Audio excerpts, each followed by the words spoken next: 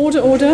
Good afternoon and welcome. Thank you very much indeed for agreeing to participate in our inquiry on flood funding. You're both extremely welcome. If I could just ask you please just to give your names and positions for the record.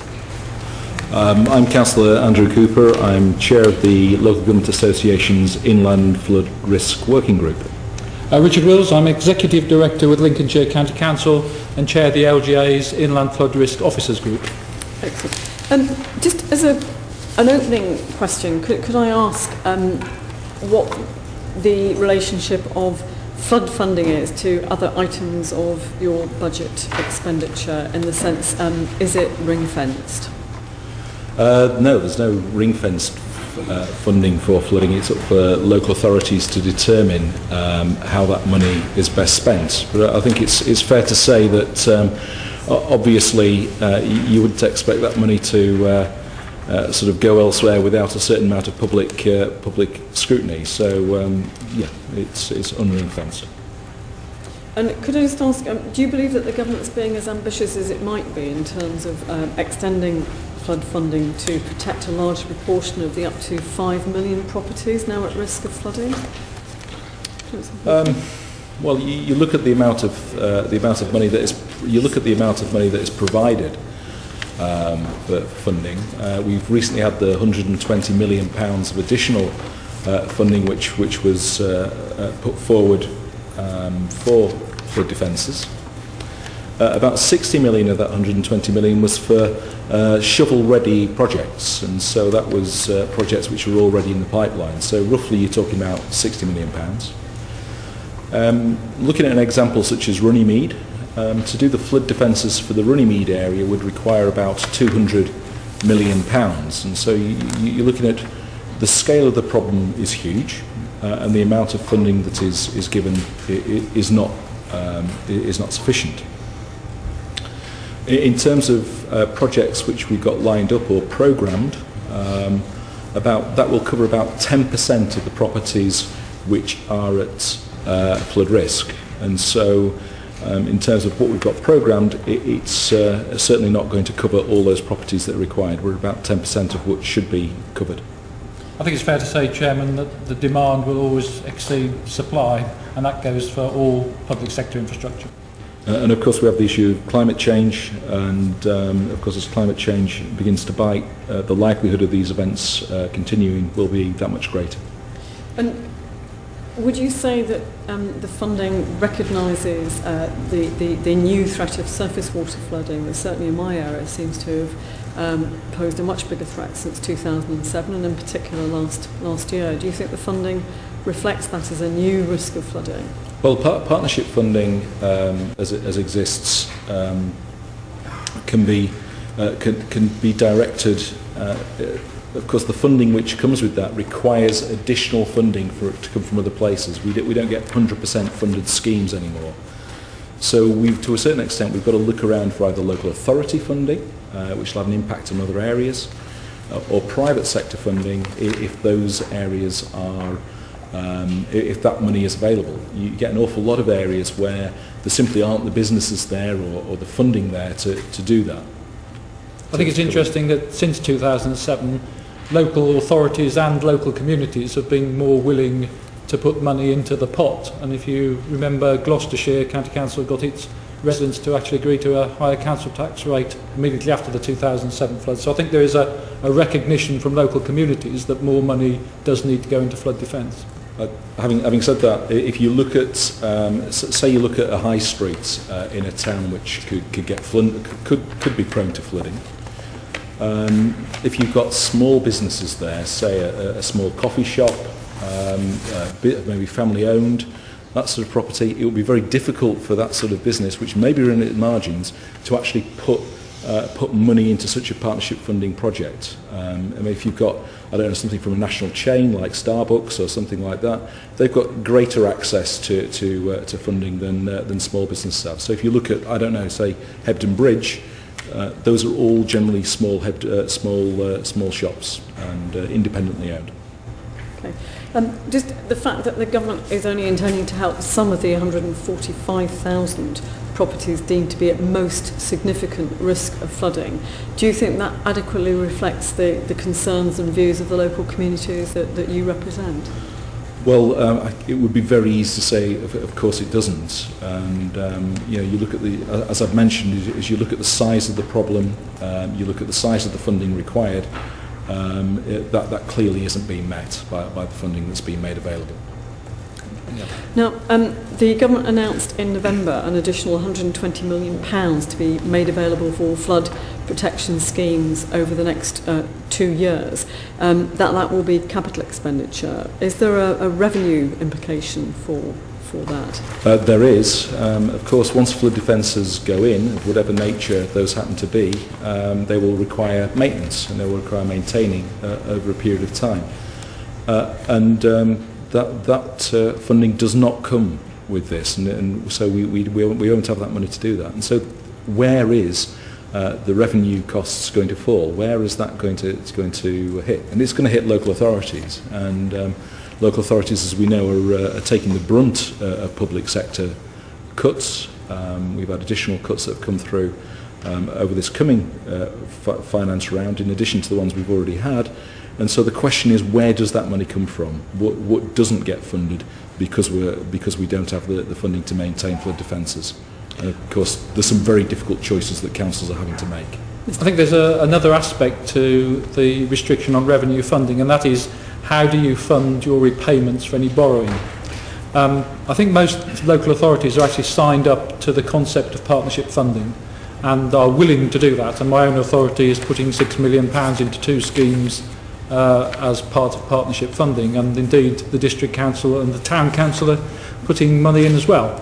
But the question is twofold. One, schemes need preparation, and generally speaking that has to be charged against a revenue account. You can't charge that to a capital account until it's ready to be built. So if there's a restriction on revenue funding, you may not be able to prepare schemes in the future. And then of course, if you're going to take out a mortgage, as it were, to build a capital project, you need some sort of growth in your revenue stream in order to take out new borrowing. So I think there will be restrictions for some local authorities who may be willing, in theory, to add money to the partnership funding, but if they can't borrow their share because of revenue restrictions, then that could be a problem in future. There's another key area I'd like to expand upon, which is do the schemes follow the money as opposed to follow the need? And it may well be that where partnership funding is available, that's where the schemes go, and it might not be the best use of that money. It may be at places where there simply isn't that resource available, and so that's one of the tricky things with partnership funding. It's not a yes, councils welcome it, but there are issues associated with it. We come on to partnership funding. Can I just be clear in my own mind? £20 million a year, is that the figure that the government spends on maintenance? That's the figure that I've heard the Minister quote. I'm not aware of that. All right. That's not a figure I've heard. Okay. So if obviously this additional money that was announced last November is welcome, would you like to see it extended over a period beyond the next 2 years into the next funding review? Yes, the 120 million could be said to replace money that was cut, of course. We've sort of got back to a level of expenditure that the EA had prior to the last comprehensive spending review, so it is welcome, most certainly. I think both ourselves and the Environment Agency would probably say they would have liked to have had more money. Certainly, in the view of most local authorities, they have got schemes that would be beneficial, and of course the Environment Agency's own figures say that there is about a 8-to-1 ratio of benefits to costs for flood risk management schemes, so they do offer tremendous value for money, and therefore I think there is a question for government to consider the balance of how it spends its limited resources and whether it might get better value for money from flood risk management schemes than other capital schemes. And the recognition of that would be helpful. And would you say that such spending also contributed to economic growth, and could you give us examples? Well, it certainly contributes towards economic regeneration, and it's a way of actually getting people involved in the construction sector. I mean, the government does seem to be sort of looking at housing as almost a one-trick pony to stimulate the economy. But if you look at things like flood defences, they preserve existing housing and help it in that way. So it's a good use of money, particularly when you've got a depressed sector in the construction area. Construction is the area that you'd be looking at. There are certainly places that are developing their local plans now that will probably need investment in flood risk infrastructure if they are to enable growth to take place. So I think that is something which many local authorities are looking at as part of their planning process at the moment. Thank you very much indeed. I'm going to ask George Eustace. Well, it's clear there's a big onus now on local authorities to take the lead on some of these flood schemes. What sort of oversight is there of the work they're doing, or how much they're spending, or indeed not spending? Does the Environment Agency come along and chivvy councils that they think aren't taking the threat seriously enough and shake them down for money, or does DEFRA have some kind of communication with councils on this, or are they pretty much left to their own devices? I wouldn't regard the being very much the Environment Agency having an oversight. It's very much a partnership that we have with the Environment Agency. It's quite a positive relationship that we have. Obviously, there are issues from time to time, but where the Environment Agency advises local authorities in terms of use of money and where it should be best spent in terms of projects and planning and those sort of things. Generally 99% of the Environment Agency's recommendations are accepted as reflects planning. So it's a good relationship. It's a good one. In terms of oversight, we know the areas at risk. Those are well mapped. There's some new work going on by the Environment Agency to look at surface water issues, particularly in terms of mapping. And so information is getting better all the time, so we can better target our resources. I think there are some encouraging examples developing around the country. I suppose I know Lincolnshire best. We are working very closely with the Environment Agency, internal drainage boards and district councils, and we now operate a common works programme. So we haven't actually pooled our budgets, but what we are doing is working out how we can get best value from the budgets we've got. So in Lincolnshire, for example, we are sharing our aspirations for improvement and then making sure that we are complementing our expenditure to get the maximum benefit. Other local authorities are doing similar things, and I suppose the clue is in local. Each local area probably will develop its own partnerships. So I think there is certainly public scrutiny of money, and most of us have set up flood scrutiny panels which have a number of organisations on them now. And I wanted to pick up on something that Councillor Cooper, you said earlier, which was the danger under this system of basically projects following the money rather than following need, I think is how you put it. How do you think then, is there a need to redesign the way that funds are allocated to prevent that happening? And with limited resources, certainly. I think we're at the beginning of this in a lot of ways, and I think we're going to have to scrutinise what happens and what doesn't happen. One of the early indications are that is that generally where it affects people, that's where the partnership funding will go, where its actual householders are affected. And of course, if you've got areas like, Hebden Bridge is again a classic example, where it's generally shops and small businesses which are affected, and that having been flooded 3 times in the last year is obviously a huge concern to them. So they might not necessarily be assisted under partnership funding. Similarly, agricultural land. So farmers, I'm sure you'll hear evidence from them a bit later, but agricultural land, that sort of business, that they may well not receive partnership funding either, because they wouldn't be regarded as a priority. Is that though, just coming back to the point, I suppose what I'm saying is, should there be, I think one council floated the idea of a flood risk management pot of money held nationally that councils kind of bid into, and are judged based on the strength of their scheme and the benefit to cost ratio of that scheme, rather than how much match funding they've got to go with it. Well, that would make sense, because if we're actually looking at issues of of need as opposed to where the money goes. Having something to fall back on will give you the flexibility to do that. And I think when you're looking at issues of insurance and insuring areas which may be prone to flooding, but might not necessarily get the funding, that would make an awful lot of sense. It would be a good suggestion, I think.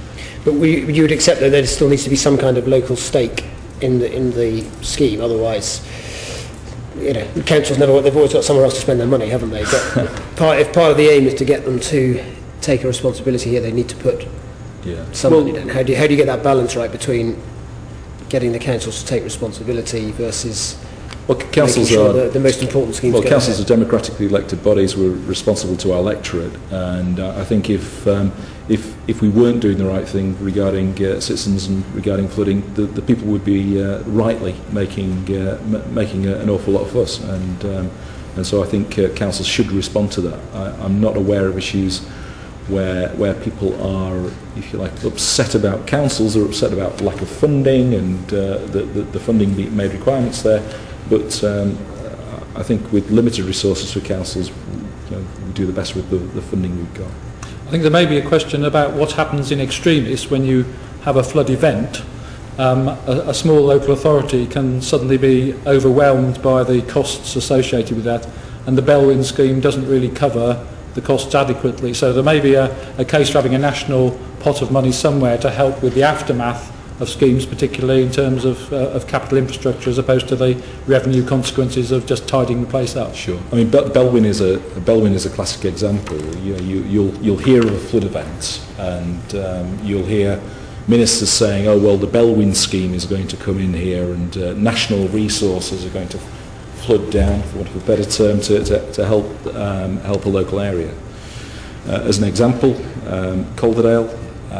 When the events happened 3 times in 1 year to them, they reckon the impact for that was on council budgets was about £2.5 million. And for Bellwyn to actually take effect, it's got to be the impact has got to be more than 2% of your council's annual budget.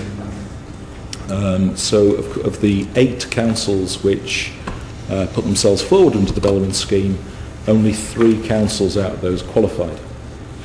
And they didn't qualify for all the funding because Bellwyn doesn't cover all costs. And of the £2.5 million that Calderdale had to pay out, Bellwyn paid about £86,000.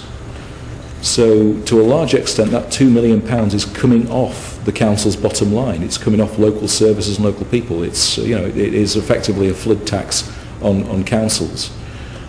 So Bellwyn is unfit for purpose for a lot of those councils, and it needs reviewing in terms of what it does. I would say that one of the things that this committee could look at is in more detail is how useful Bellwyn is as an area. They come neatly to Neil Parish. Neatly into, because I've got the Bellwyn scheme here as my question, and you've recommended that Bellwyn scheme be revised such that capital expenditure on repairing infrastructure such as roads damaged by floods become eligible for additional central government support. What is your estimate of the additional cost to the Treasury for such approach? Because you take the roads down in Devon, some of them are virtually being washed away, especially when you get off the sort of B roads onto the C roads. They don't largely exist, some of them, and I'm not exaggerating. So have you got any idea, a guesstimate? Because it must be... It would vary from council to council, and it would be wrong of me to come up with figures for particular councils, but it would be significant. But then again, those significant costs, if they fell on the council, would have a detrimental impact on essential services. And that's the thing to take away from this. If it doesn't, I suppose one benefit too, you take sort of Devon County Council as an example, if you were actually to add in the cost of repairing these roads, it wouldn't take you long before you would get sort of 2.5% of Devon County's budget. So it's a case of whether we look at the when it cuts in, or probably it may what are best looked at as what Bellwyn covers, I think is what you're saying, isn't it? Yeah, very much so. Yeah, I mean Devon actually estimated it that the floods that they had cost it's 5 million, or did £5 million worth of damage to Devon's roads. Calderdale was about £1 million. South Tyneside was 2.4 million. Newcastle estimated 7 to 8 million. So we're talking about big sums of money, which are in themselves a very high proportion of the total highways budget that most of those councils would have. Because investment in flood defences in the first place might alleviate some of those costs. So that's one of the things to look at. A bit of prevention work. Now, there's a little bit of a sting in the tail to my next part of the question, because naturally central government and local government for years play ping pong with each other, but the answer is you want more money, government says it hasn't got more money, so you're saying you want more money from the Treasury for Belwyn to cover on the roads. Where is what are you going to cut back? What are councils going to cut back? No, generally do you want to see the Treasury cut back? If you like, if it's coming from the Treasury, we can open it up not just to the council but to the Treasury if we want to. Well, if you want me to ask what government should cut back, I can give you a huge list. Feel free. Yeah. Well, I mean, these are very personal things, aren't they? As to what you regard should be cut back. I mean, I would say these are only personal opinions of mine, but I mean, I'd say cut back on prestige projects such as HS2 and get the basics right, such as council services. I would say cut out funding for Trident missiles, and for that, I would say get rid of that. These are of course my opinions, and you asked for those. I'm quite happy to give them, but there's all sorts of. I mean, government is about choices, and I think you made a good point earlier when you said that, of course, not only growth can be created by, especially in the building sector, construction sector, by repairing as well as building new roads or new houses. So I mean, I think that's a relevant point. I mean, I think as an official, of course, I wouldn't dream of offering a political opinion, but probably better not to. But as a technical observation, a 1% of because the budgets you're talking about are very small in terms of government's total expenditure. So a 1% saving in the health budget, the social care budget, and the education budget yields 4.5 billion. A 1% efficiency saving. Yeah, but they're wanting more. That's the trouble. Have you estimated what the cost would be of the additional funds for Belwyn that you're seeking? What the cost of the Treasury would be? We haven't done that calculation yet. I mean, we've got examples of what it's costing individual councils, but we haven't got a comprehensive view yet. But it's something that the LGA is trying to seek. So when we've got it, we can certainly share it. So you can give it to us in writing. We can certainly share what we've got, and we can tell you where the gaps are. Thank you very much.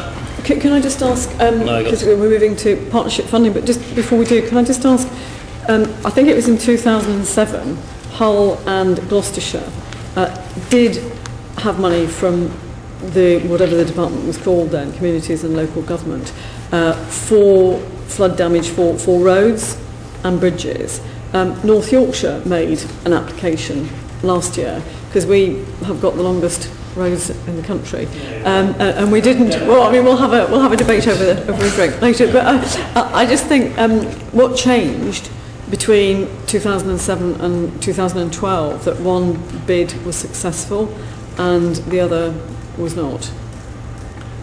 Lack of money, I think. I mean, 2007 we were not quite into the recession, and there was more money about, and that money largely came, I think, from the Department for Transport. I mean, the Treasury, I suppose, ultimately. There is less money, I think, in government departments for these emergency covers. Although, having said that, the Department for Transport, for example, have just awarded money for drought damage and winter maintenance damage over the last 2 or 3 years. So I think it would be unfair to say that government doesn't respond to adverse weather issues, but it really depends on how much money they've got in their budget and whether there's any contingency left at the time you ask. And I suspect in 2007 there was, and in 2012 there wasn't. That's fair enough, thank you. Partnership funding, Mr. Parrish. The government, in many ways, is quite rightly keen on partnership funding, but does the current partnership model hinder the development of shovel-ready flood defence projects? Well, shovel-ready, as with many things, will follow the money. They will look at where money can be adapted, and where events have occurred, and so that's going to be the area where work's going to go in. shovel-ready projects really should follow need, and does need follow funding, and I've mentioned earlier on that particular issue and the difficulties there. I think one of the things that we need to be doing is monitoring this to see what does occur where money is not being allocated or not being found. We did have Richard Bennion, the Minister, coming to us to a conference we had on flooding about 3 or 4 months ago, and he was bemoaning the fact that in certain areas that private sector funding was not being found, and where private sector funding is not being found, that then falls back on local authorities. And so, that's the reality of a lot of these projects. So, if we're the ones who are determining where need is, and the private money is not coming, then that's where it happens. And there'll be examples that we can share. The Environment Agency and EFRA have both undertaken to work with the Local Government Association to review the current partnership funding model, and I think we accept that is it's the right principle. It's just whether it works in practice. I think I would allude to an answer I gave earlier, which is at the moment we probably have enough schemes in the pipeline that the partnership model isn't hindering us. But as we move forward into newer territory where we haven't yet done the preparation works, I think we may run into difficulty, partly because of the revenue funding, but also you need more than one term of a council or indeed a parliament to prepare and build. One of the things which was impressive to me as a professional looking in on the political processes between 2007 and 2010 was that Parliament across the parties decided this was an issue of importance. And I think, certainly from a local government perspective, for Parliament to continue that line of this is important to any government would certainly be helpful to the Environment Agency and to local government in having confidence that it could invest some money now on preparation, knowing that at some point in the future, and we accept that this might be 5 years ahead, but that's about as long as it takes to design some of these schemes, that confidence would be very helpful. And also building up how can we actually get the partnership model to generate more funds and bring people together? Because, for instance, in a local village of mine, I was a facilitator in a way of bringing all the various agencies and councils and people together. There doesn't seem to be a mechanism always to sort of sit everybody down and say, right, okay, what are we going to do with the limited resources? Who's actually going to make the plan as to what the village needs to get rid of the water? I mean, that's very much a local authority role. Is bringing people together. And it's a role that we already have, and it's already being used by local authorities. If local authorities wasn't there, the question would be who would do this work, who would do that local coordination work, and so it's a vital area. I think one of the issues that we do have, and particularly with some of the cuts that councils are having to make, is key staff who've got these responsibilities may disappear, and it becomes part of somebody's job and part of somebody's role, and that makes it more difficult and more difficult to plan in some areas, particularly smaller councils where capacity is not as great, and that becomes a concern. I think some communities are more alert to this than others, if I'm being honest, and those communities that are tuned into this are almost, in a sense, writing their own agenda, which we as councils are following. Other places we are leading, and I don't think either is right or wrong. I think both are valid. In my area, we've had local communities that have said, we need you to do this. We are prepared to put some money into the pot as a local community. We're working with our internal drainage boards. They've put money into the pot as well. And there's some really good examples of where this could work. And what we're doing as a local government association is making sure that those case studies are shared through the local government community so that others can learn from good practice. It's just where you've got very small parish councils, very small areas, maybe still having some quite big floods, but haven't necessarily got the wherewithal to kick it off, and that's where you have got to get the local districts or whatever coming the principal councils. And sometimes that's about perhaps compromising on the very best design standards that you might hope for. So rather than having perhaps 120 or 200 year return time, some communities will be grateful if the return time was not as frequent as 30 years. And therefore, I won't say cheap and cheerful because that sounds rather disparaging, but we have put in some relatively cheap schemes which have done not as much good as we might have absolutely liked, but have done more than otherwise would have been done. And we know for certain that this year we have prevented floods. So then, therefore, the Environment Agency would have to remodel some of their schemes, because in a way they're the ones sometimes, perhaps for good reasons, make the schemes very expensive. It's a 1 in 120 year flood, if you see what I mean. I think if local authorities had a little more influence over some of the money, we might be able to adapt the standards to an acceptable local standard, and we would have to help our public understand that that is not as good a scheme. Yeah. So we have a duty to help communities understand what that means, I think. Thank you. Can I just return to, I think it was Councillor Cooper said about the Floods Minister bemoaning the fact there was no money from the private sector coming forward. That will actually impact quite badly on flood defence spending, because we understand that the funding from the private sector was expected to be around 10% of all funding. He didn't say there was no funding. He said it wasn't as much as he expected. Could you give us some examples of where there has been private sector funding? I couldn't tell. You could write to us with it? Yeah, we could provide. We can do that, yes. Yeah, thank you. Barry Gardner. Yeah. Just to clarify on what you've been saying, the partnership model, I take it then, is good for priorities in one way, because it ensures that local authorities who are prepared to put money in, because it's clearly a local priority for them, are reflecting that in the prioritisation of the scheme. But in another sense, it may mean that local authorities who are unable to put that funding into play, even though their scheme might, on any independent analysis, not looking at funding and resource, might say it's a more important scheme to do, or at least equally important, that would be deprioritised by the local authority not being able to contribute in that way. That could occur. So on this balance of swings and roundabouts, where do you come down on that? You say yes, the partnership model really is worth doing because of the voice it gives to local authorities and the connectivity that it makes, or on balance, we just wish that the money could be put together and delivered in a strict priority order. The principle is fine, in that the people who are going to benefit from the scheme in terms of industry or whatever in the private sector actually make some contribution in that way.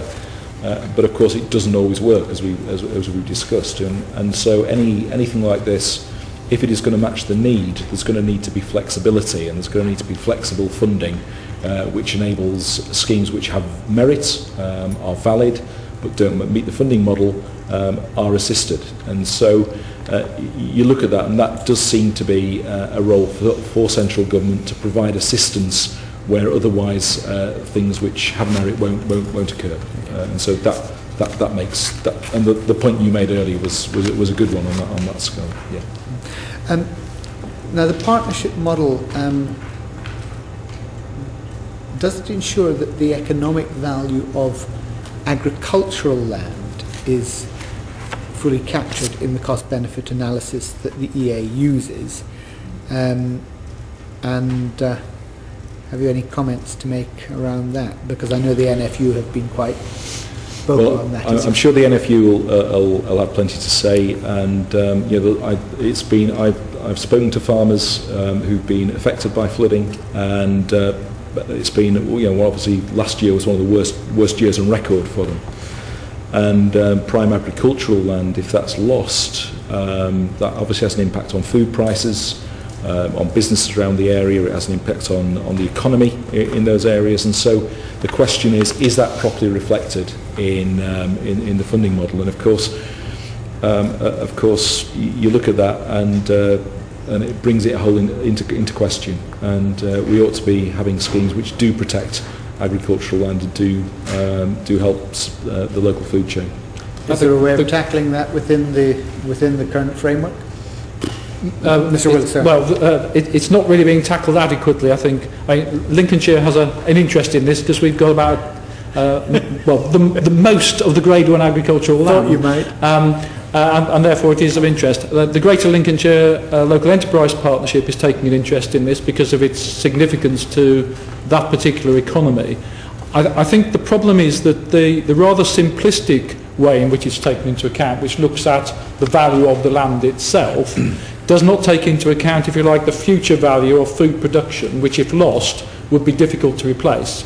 So particularly I think with coastal flood defence, where we have got in Lincolnshire 39% of our land masses at or about sea level, so the coastal defences are relatively important to us, hence we're quite active in this field, and why I'm here today, I guess. So I think we are saying that we believe that you need to take into account that national food security issue somehow. I think costing it is difficult. But there ought to be a mechanism for taking that, because you can lose some parts of the economy and go somewhere else to set it up. But if you lose that land, and land that's been inundated by the sea will take probably 7-8 years or more to recover, that is lost from production for that length of time at least, and that assumes you can get the sea back again. DEFRA will probably tell you that agricultural land is actually included under consideration, but in reality it rarely gets a look in on this funding approach, and so it would be a reasonable question to ask them how often has agricultural land been protected by partnership funding, I suggest. Thank you. That's a very helpful suggestion. Thank you very much indeed. Mary Glenwood. Chair, your written evidence expresses concerns about the Environment Agency's withdrawal from uneconomic maintenance activities. What impact has this had, or will it have, on local communities? Every time a scheme goes in, every time a scheme happens, at some point there will be some form of maintenance that's required. I mean, we've got basic maintenance issues such as dredging rivers and things, which the lack of dredging rivers that is happening at the moment, that's a revenue cost. And of course, rivers which are shallower, which are not being regularly dredged, do increase flood risk, and so that the lack of work there is particularly of concern. So we would, certainly it's going to have an impact, and it will get worse. Silting up of rivers reduces the amount of flow that you can get through a river, but as significantly, they also are storage areas for water. So it is important, we think, that you maintain those adequately. And indeed, if you were to come and have a look at how internal drainage boards work, and evidence shortly, I think, you will see a difference, I think, between the way in which they work and the way in which the Environment Agency works. There is a difference, of course, in purpose, but nevertheless, our view is that we do need to maintain. Now, that doesn't mean to say that the Environment Agency needs to maintain them. They may need to contribute towards the cost of maintenance, but as we as a county council are working in partnership with our internal drainage boards to do some of our consents and regulatory work, I see no reason why, where they exist, internal drainage boards shouldn't do some of the maintenance, given that they are geared up to do it and have done it very effectively. Have you got any specific examples where reduced maintenance, has already led to flooding, which might otherwise not have happened? We're now, most local authorities are now doing some of the investigations that we're required to do post-flooding, and there does appear to be some evidence. At the moment, I think I wouldn't want to say it was conclusive evidence, but there is some evidence that lack of maintenance has led to some floods. I think it would be unwise to just use one round of floods to sort of say that that is the principal cause, but certainly lack of maintenance, not just by the Environment Agency, I have to say, I think sometimes by local highway authorities, mea culpa, that they haven't also maintained their drainage systems as well as perhaps they should. And one of the things which I think the lead local flood authority rules and statutory duties will require us to do is to look more at our own house. So therefore, before I criticise others, I'd certainly want to make sure we got our own house in order. And has the LGA had any direct discussions with the Environment Agency and EFRA about the potential problems from reduced dredging and other watercourse maintenance? Yeah, we're always talking to the Environment Agency and EFRA. Through the Local Government Association Environment for the Risk Working Group, we have officers within the LGA who have been doing some excellent work in terms of the liaison with them. We're actually forming quite a coordination role there in terms of bringing different people together. Indeed, CLG, DEFRA and a variety of different interested bodies to have a forum to have these discussions, and I think it's pretty much appreciated. Yeah? Yes, I think it is, and to be fair, those conversations happen on the ground as well. It's just that we don't always agree with each other. And do they go beyond discussion and conversation? Do you feel that they can be fruitful? Oh, certainly. I mean, there's certainly recommendations which we've sat down with the Minister on occasions. Merrick Cockrell, who's the LGA's chair, has sat down with the Minister, and so a lot of the things which have come out of those discussions have gone through those sources directly to ministers. Thank you. Could I just come in, Mary, on, just to pursue that? I mean, my view is that for 20 years, nearly 30 years now, there's been a policy really of not dredging rivers.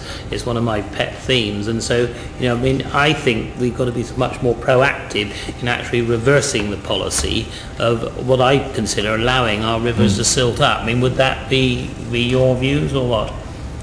Well, I would leave that to the professionals. Yeah. I'm not an expert in flood risk or drainage, but what I would say is that you need to take advice from the professionals in that area. But it's certainly been something that has been raised by professionals and has been raised today with us at today's Inland Flood Risk Working Group as an area of concern by people who work in the sector. So it's you're not out of line with some professional thought there on that area. I think what we would be looking for is some proper modelling to say what is the effect of higher riverbeds on the flows. I mean, those models are available to be done technically, and I think one of the things we've asked in our area is for the Environment Agency to demonstrate why they think it doesn't need doing, and sometimes they're able to convince us and sometimes they're not. Thank you. Sorry, Mary. It's okay, thank you, Chair. Can I ask, how do councils make cost-benefit judgments as to the appropriate spend on maintaining water courses for which they are responsible?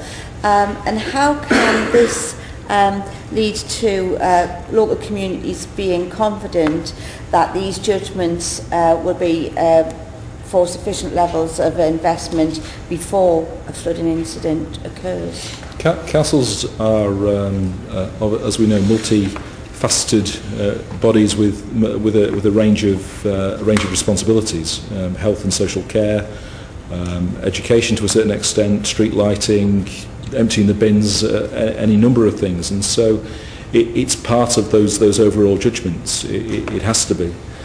And of course, as funding levels decrease, those choices become harder and harder between basic social care and flood risk. And you cut council funding, that's what's going to happen. And so every council is going to be different and have different. We don't take photographs in committee proceedings. Thank you. Every council is going to have different pressures on it, and I think certainly it's an area where you would expect internal scrutiny bodies within councils to look at this area. And I think one thing I would suggest is that perhaps this could be an area for a model scrutiny as to what are the sort of questions councillors ought to be asking about their own council in terms of what it's doing about flood risk and those sort of areas. So I mean that could be a recommendation that comes out that councils actually have a model scrutiny to look at this issue, so they can consider that themselves within their own governance mechanisms. And then from a sort of technical point of view, looking at an individual scheme, the sorts of things that we would take into account,